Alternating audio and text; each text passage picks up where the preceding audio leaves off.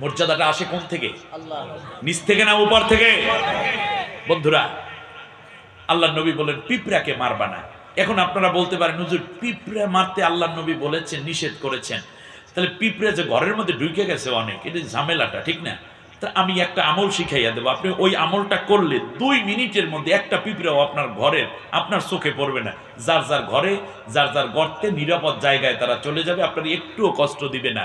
ওই আয়াতটা একটু শুইনা যাইবেন শেষকালে, এখন সব কইয়া দিলে পরে আবার চলে যাবেন, হুজুর সব তো পাইয়েই গেছি। যাদের ঘরে পিঁপড়ায় জ্বালায়, শুনুন বিশ্বনবী সাল্লাল্লাহু আলাইহি ওয়াসাল্লামের কাছে নাসাই শরীফের একটি হাদিস এসেছে, আল্লাহর রাসূলের কাছে এক সাহাবী এসে বলছে, ইয়া রাসূলুল্লাহ আমার ঘরে প্রচুর পিঁপড়া হঠাৎ করে ঢুকছে, আপনি দোয়া করে দেন পিঁপড়াগুলো যেন চলে যায়। আল্লাহর নবী সাল্লাল্লাহু আলাইহি ওয়াসাল্লাম বললেন, পিঁপড়া তোমার ঘরে? বলল হ্যাঁ। আল্লাহর নবী বলেন, আহলান সাহলা, আহ তোমার জন্য বড় সৌভাগ্য, তোমাকে স্বাগতম। বলল নবী পিঁপড়া, জম্মের পিঁপড়া ঘর ভরিয়ে যায়। যত বেশি পিঁপড়া তোমার ঘরে তত বেশি বরকত আসবে। সুবহানাল্লাহ। আলামাতুল মুবারাকা, পিঁপড়া হচ্ছে বরকতের আলামত। পিঁপড়া কি মনে থাকবে আপনাদের? এই কথাগুলো মনে থাকবে। এরপরেও যদি পিঁপড়ার কারণে জ্বালা লাগে, কষ্ট হয়, আমলটা শিখে নিবেন। এইবার সামনে আগাই। পিঁপড়া ছোট্ট একটা প্রাণী। পিঁপড়ার নামে আল্লাহ রাব্বুল আলামিন একটা সূরা নাজিল করেছেন, সূরার নাম সূরাতুন নমল। আজকে নমল থেকে কথা বলবো, পিঁপড়ার কথা বলবো। দেখি মানুষের কি শিক্ষা আছে পিঁপড়ার মধ্যে। এই পৃথিবীতে মানুষরা বর্তমানে স্যাটেলাইট আবিষ্কার করেছে, আপনারা জানেন। স্যাটেলাইটের দ্বারা আগামী 15 দিন 20 দিন পরে আবহাওয়া কি হবে তা কিন্তু বিজ্ঞানীরা এখন অনেকটা বলে দিতে পারে। বাংলাদেশের একটা স্যাটেলাইট আছে, বঙ্গবন্ধু স্যাটেলাইট। এটা আমাদের প্রযুক্তির ক্ষেত্রে নতুন এক সংযোজন এবং দিগন্ত উন্মোচন করেছে। মজার ব্যাপার হচ্ছে মানুষের এখন ঘূর্ণিঝড় কোন দিক থেকে কোথায় যাবে, কত নম্বর সিগন্যাল হবে এটা বলতে পারে, কিন্তু কোনো মানুষ এখনো পর্যন্ত বিজ্ঞানীরা আবিষ্কার করতে পারে নাই যে ভূমিকম্প কখন হবে। ভূমিকম্প হওয়ার পর বলতে পারে এত রিক্টার স্কেলে ভূমিকম্প হয়েছিল এবং অমুক জায়গা ছিল ভূমিকম্প উৎপন্নের স্থল, ওই ধাক্কা এসে এই জায়গায় লাগছে। একটা পিঁপড়া কত বড় হবে? সবচেয়ে ছোট প্রাণী আপনারা বলেছেন, এর চেয়েও ছোট প্রাণী আছে, ক্ষুদ্র আছে। এই পিঁপড়ার মাথাটা কতটুকু? সেই মাথার মধ্যে আল্লাহ রাব্বুল আলামিন কতটুকু মগজ দিয়েছেন, এই পৃথিবীর সব বিজ্ঞানীরা মিলে, মানুষ মিলে এখনো পর্যন্ত কখন ভূমিকম্প হবে তা আবিষ্কার করতে পারে নাই। আবহাওয়ার ব্যাপারে আবিষ্কার করার কারণে সাইক্লোন শেল্টার করে দিয়েছে, সেখানে মানুষ নিরাপদ জায়গায় নেয়, গরু বাছুর নিয়ে যায়, খাবারগুলো শুকনো খাবারগুলো নিয়ে যায় কিংবা মাটির নিচে পুঁতে রাখে। কত সতর্কবাণী রেড ক্রিসেন্ট সোসাইটি, আবহাওয়া অফিস জানাতে থাকে। কিন্তু ভূমিকম্প কখন হবে কোন মানুষ আজও পর্যন্ত তা আবিষ্কার করতে পারে নাই। অথচ ছোট্ট একটা পিঁপড়া, ওই পিঁপড়ার মধ্যে একটা মাথা আছে, পিঁপড়া ওই মাথার মধ্যে ছোট্ট এক বিন্দু ঘিলু আছে। ওই ঘিলুর মধ্যে আল্লাহ রাব্বুল আলামিন এমন পাওয়ার দিয়ে দিলেন, 72 ঘন্টার মধ্যে কোন জায়গায় কি রকম ভূমিকম্প হবে আল্লাহ রাব্বুল আলামিন ওই মাথার মধ্যে সিগন্যাল দিয়ে দেন। 72 ঘন্টা, 3 দিন, 3 দিন আগে। আলামত কিভাবে বুঝবেন? যদি দেখেন পিঁপড়ার দল, গর্তের পিঁপড়া, তাদের ডিম নিয়ে, মুখের মধ্যে ডিম নিয়ে খুব তাড়াহুড়া করে দৌড়াদৌড়ি করতেছে, খুঁটি বাইয়া বাইয়া উপরে ওঠে কিংবা ঘর থেকে বের হয়ে বড় গাছের দিকে লাইন দিয়েছে, মুখের মধ্যে কি ডিম, সাদা সাদা ডিম। তাহলে মনে করবেন বড় রকমের বিপদ হতে যাচ্ছে 72 ঘন্টার মধ্যে। তার কারণ নিজের গর্তের মধ্যে সে নিরাপত্তা মনে না করার কারণে আরো বেশি বেশি বড় নিরাপদ জায়গায় সে ছুটতে থাকে। মনে রাখবেন এই 72 ঘন্টা আগ পর্যন্ত তার মাথার মগজের ভেতরে কত বড় মগজ, কত বড় মাথা আপনারা বলুন তো দেখি, সেই পিঁপড়ার মধ্যে আল্লাহ তাআলা এমন সেন্সর বসাইয়া দিলেন 72 ঘন্টা আগেই সে ভূমিকম্পের খবর পেয়ে যায়। শুধু তাই না, মানুষের যে ঘ্রাণ ক্ষমতা আছে, এই যে নেয়ার একটা ফ্লেভার নেই না আমরা, এই যে ঘ্রাণটা কেমন, এই যে ফ্লেভারটা আমরা নেই বা গন্ধ দুর্গন্ধ যে অনুভব করতে পারি, মানুষের যা আছে তার চেয়ে 27 গুণ বেশি পাওয়ার আছে পিঁপড়ার নাকের মধ্যে। আচ্ছা বলেন, পিঁপড়াটা কতটুকু, তার মাথার গোড়া দিয়ে নাক, সেই নাকই বা কতটুকু, তার মধ্যে 27 গুণ বেশি পাওয়ার। বুঝবেন কেমনে? যাওয়ার সময় 1 কেজি জিলাপি কিনে নেবেন। আপনার বাচ্চারা জিলাপি বেশি খায়, এরকম হতে পারে কিছু কিছু বাসায়, বা আমিরতি খায়। ব্যক্তিগতভাবে আমি আমিরতির পাগল এখনো। ডাক্তার বলছে চিনি কম খায়, বলছে আমিরতি বাদে বললেন এই মশলা। এর মানে মাসকলাই দিয়ে যে আমিরতিটা হয় এটা খুবই টেস্টি, ভালো মানের যদি পাকায় তাহলে আসলেই মজা লাগে। তো যাই হোক, এরপরে এইটা আপনি আজকে 1 কেজি নিয়ে বা 250 গ্রাম নিয়ে টেবিলের উপরে, সুকেজের উপরে কিংবা আপনার ফ্রিজের উপরে আপনি রেখে দিয়ে, ঘরের কারো কাছে ঘেরান যায় না, কিন্তু ঘেরান চলে গেছে যাদের কাছে, তারা দলে দলে যোগদান করে দোজানের অশেষ নাকি হাসিল করতেছে। নাম কি বুঝতেছেন আপনারা? কে শোনালো, কে বোঝালো? মজার ব্যাপার হচ্ছে, পিঁপড়ার দল একটা খবর মেসেজ করতে পারে, SMS করতে পারে, রেফার দিতে পারে, ট্রান্সফার করতে পারে একজন পিঁপড়া আর একজন পিঁপড়াকে। আজকে বিজ্ঞানীরা আবিষ্কার করে আমেরিকা পর্যন্ত আমার আপনার খবর হোয়াটসঅ্যাপের মাধ্যমে, মেসেঞ্জারের মাধ্যমে, ফোনের মাধ্যমে দিতে পারে, ফোন দেয়। কিন্তু ছোট্ট একটা পিঁপড়া, একে অন্যের মধ্যে কোঅপারেশন করার জন্য আল্লাহ রব্বুল আলামিন তাদেরকে এমন সেন্সর দিলেন, এমন দামি এন্টিনা দিলেন, এমন দামি ট্রান্সফর্মার দিলেন। আল্লাহ রব্বুল আলামিন এই ছোট্ট পিঁপড়ার মধ্যে এত বেশি শক্তিশালী পাওয়ারফুল এন্টিনা দিয়ে দিলেন, একটা ডাক দিলে, একটা তথ্য দিলে 100 কিলোমিটারের মধ্যে যত পিঁপড়া আছে সব পিঁপড়ার কাছে খবর চলে যায়। কত কিলো বলেন না, কত কিলো? 100 কিলো। কিন্তু মজার ব্যাপার আছে, খবর পাইলেই কি সব জায়গায় আসতে পারে? কারণ রাস্তা তো ভিন্ন ভিন্ন হতে পারে। শুধুমাত্র তারা খবরগুলোই দেয় না, যেন ডেস্টিনেশন ঠিক মতো যেন তারা ফলো করতে পারে। সেই জন্য যখনই ফোন দেয়, সাথে সাথে তাদের মগজের ভেতরে এখন যে গুগলের মাধ্যমে আমরা পথ চলি দেখে দেখে, বিমান উড়ে যেমন করে, বড় বড় সমুদ্রগুলোতে জাহাজ যেমন করে চলে, রেখা রেখা দেওয়া, গাড়িগুলো চলে রেখা দেওয়া, আছে না? ঠিক তেমনই ওরা নতুন করে গুগলের কাছে যেতে হয় না। যখনই তাদের মেসেজগুলো, SMS গুলো ব্রেইনের মধ্যে চলে আসে, কোন জায়গা দিয়ে যেতে হবে সেই জায়গাগুলো সাথে সাথে তাদের ব্রেইনের মধ্যে অটো সেট আপ হয়ে যায়। আমি কার গল্প বলছি? পিঁপড়ার। এখন যেতে গেলে একা একা যাবে না, বরং দল বেঁধে যাবে। এই জন্য প্রত্যেকটা পিঁপড়ার শরীরের মধ্যে আল্লাহ রব্বুল আলামিন ভিন্ন ভিন্ন ফ্লেভার দিয়ে রেখেছেন। কিন্তু যখন যেই SMS তারা ফলো করে, সাথে সাথে ওই ডেস্টিনেশনে পৌঁছার জন্য যখন রওনা করে, তখন প্রত্যেকের শরীরের ঘেরান একই রকম হয়ে যায়। প্রধানমন্ত্রী কল করেছেন বাংলাদেশের সমস্ত পুলিশদেরকে, পুলিশ গ্রাউন্ডে আসতে হবে একটা বিশেষ অনুষ্ঠানে। সবার পোশাক ভিন্ন থাকে না, একই রকম থাকে।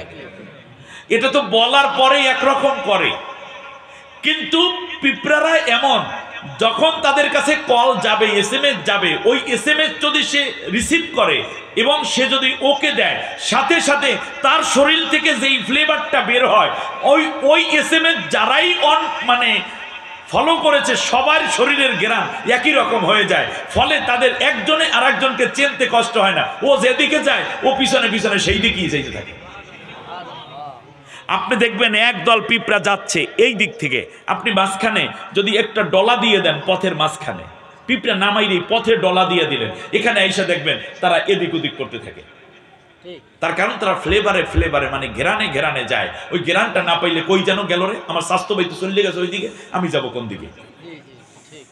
কথা বুঝে আসছে আপনাদের? বিপদের চরম মুহূর্তে তারা ঐক্যবদ্ধ থাকে, একে অন্যের জন্য শরীর পেতে দেয় যে দাও তুমি আমার পাওটা কামড়ে ধরো, এইরকম দেখবেন ম্যাজিক বলের মতো হয়ে যায়, ঠিক কিনা বলেন?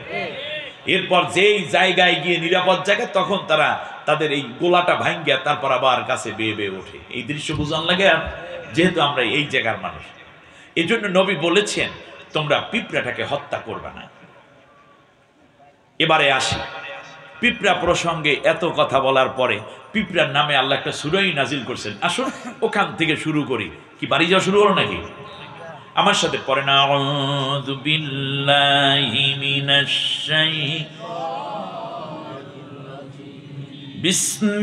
বিসমিল্লাহির রাহমানির রাহিম। বিতাড়িত, অভিশপ্ত শয়তানের ওয়াসওয়াসা থেকে আল্লাহর আশ্রয় চায়।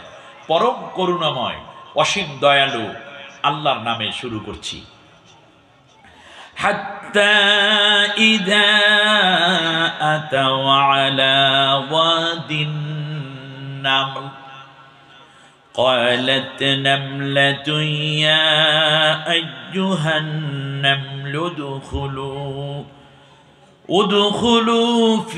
ادخلوا مساكنكم لا يحطمنكم سليمان وجنوده وهم لا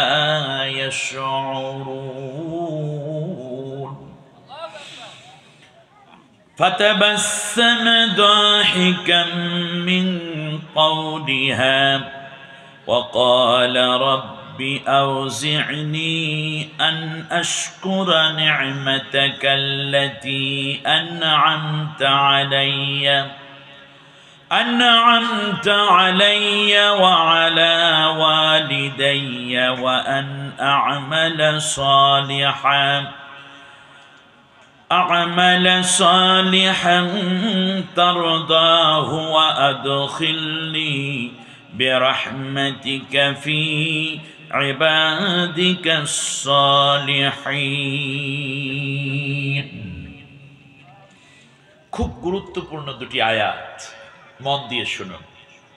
সুলাইমান যখন রওনা করল, তার সৈন্যবাহিনীর মধ্যে অশ্বারোহী, পদাতিক এবং হস্তি বাহিনী, এই তিন বাহিনী নিয়ে যাচ্ছে সুলাইমান, তামাম দুনিয়ার বাদশাহ। সুবহানাল্লাহ।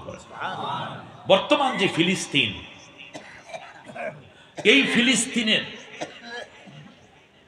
একটি জায়গা দিয়ে তিনি অতিক্রম করতেছিলেন।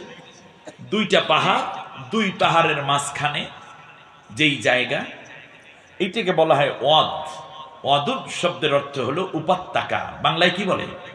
দুই পাহাড়ের মধ্যবর্তী সমতল জায়গাকে কি বলে? উপত্যকা বলে। এখান দিয়ে যাচ্ছেন, তো ওখান দিয়ে হলো তার লোকেশন, মানে ওই রাস্তা দিয়ে তিনি যাবেন। সুলাইমানের হস্তি বাহিনী, ঘোড়া বাহিনী আসতেছে, পদাতিক বাহিনী। ইতিমধ্যে এই পিঁপড়ার যে সর্দার, সে ডাক দিয়ে তার সৈন্যদেরকে বলতেছে, তার জনগণকে জানাচ্ছে। সুবহানাল্লাহ বলেন। পিঁপড়ার জনগণকে সরকার প্রধান বলতেছে, উদখুলু ফি মাসাকিনাকুম, তোমরা যার যার ঘরের মধ্যে ঢুকে পড়ো। তার কারণ হচ্ছে সুলাইমানের যেই বাহিনী আসতেছে, তোমরা যদি বাহিরে থাকো তাহলে তাদের হাতি, ঘোড়া এগুলো তোমাদেরকে পিষে চলে যাবে, মেরে চলে যাবে, কিন্তু তারা তা টেরও করতে পারবে না। সুলাইমান পয়গম্বর এই কথাগুলো শুনলেন প্রায় 100 কিলোমিটার দূর থেকেই। কালকে সুবহানাল্লাহ। তা পিঁপড়ার কথা সুলাইমান বুঝতেন। এই যোগ্যতা কে দিয়েছেন? আল্লাহ কিয়ামত পর্যন্ত বুঝাই দিলেন, শাসকরা রে, শুধুমাত্র নিজের দলের লোকের কথা শুনবি না, যারা ধনী প্রভাবশালী শুধু তাদের কথাই শুনবি না। রাষ্ট্রের মধ্যে কিছু পিঁপড়া মাকড়া জনগণও থাকে, যাদের কথাগুলো কেউ শুনতে চায় না, তোমরা তাদের কথাও শুইনো। তার কারণ ওই জনগণই দোয়া এবং খেদমত দিয়ে রাষ্ট্রটাকে সুসজ্জিত করে।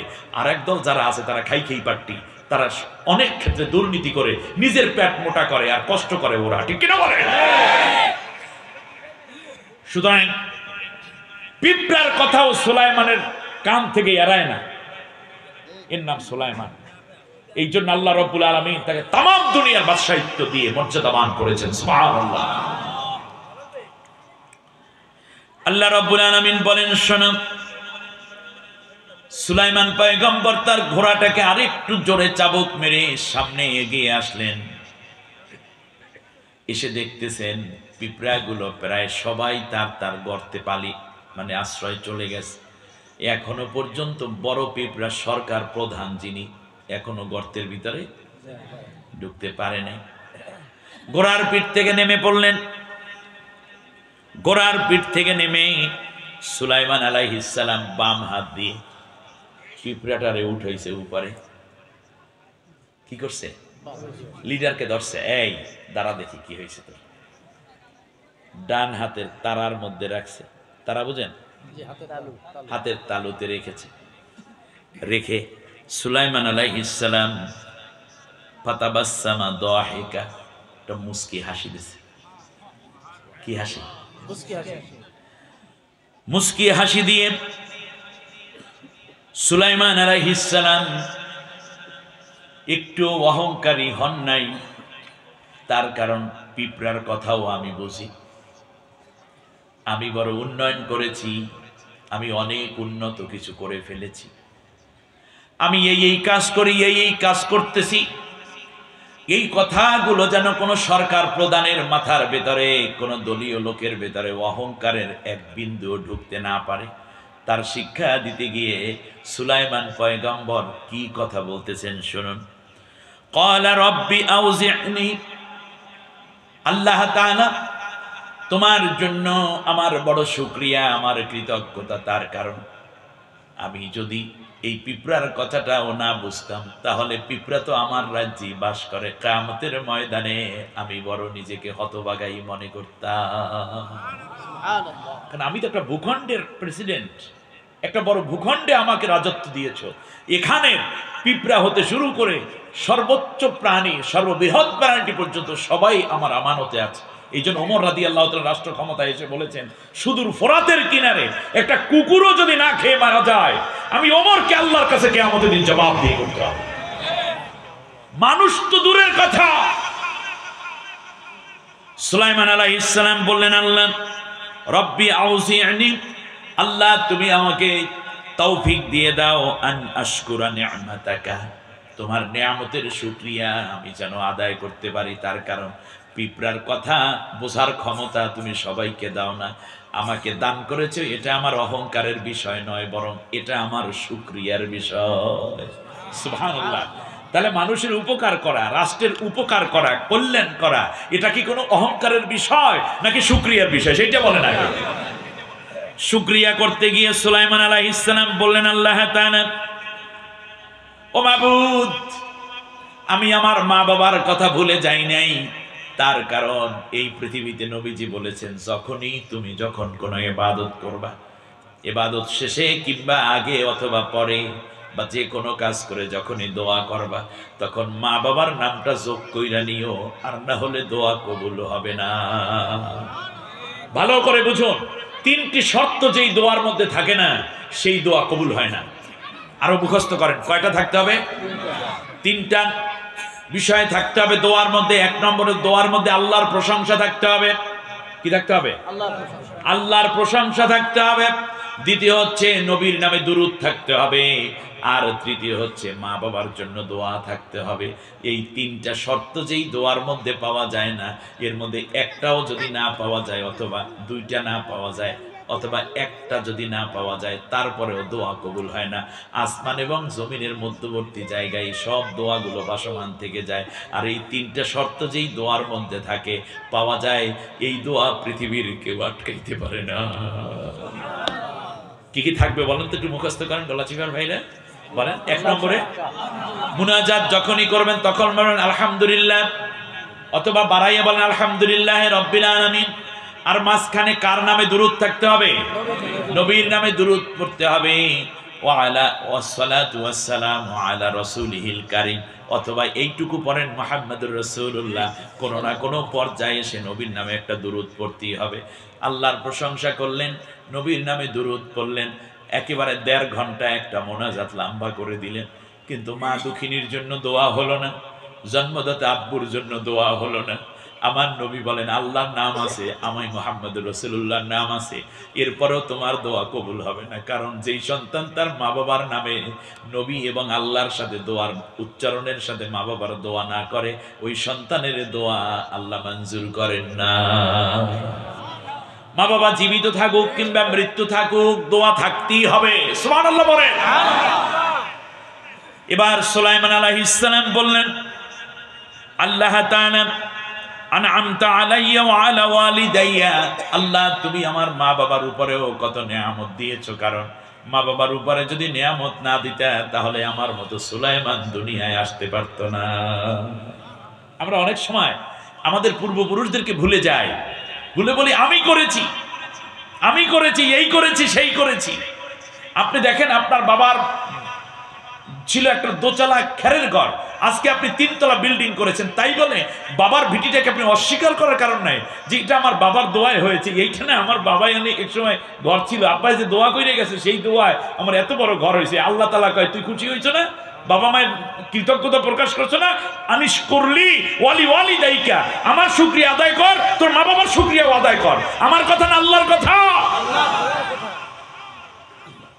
আল্লাহ বলছেন আমার শুকরিয়া আদায় করো, মা বাবার শুকরিয়াও আদায় করো। মা বাবার শুকরিয়া যখন তুমি আদায় করলে, তোমার জন্য দুনিয়ায় শুধু ঘর নয়, আমি আল্লাহ খুশি হয়ে জান্নাতের মধ্যেও সন্তান তোর জন্য ঘর বানাইয়া দেব।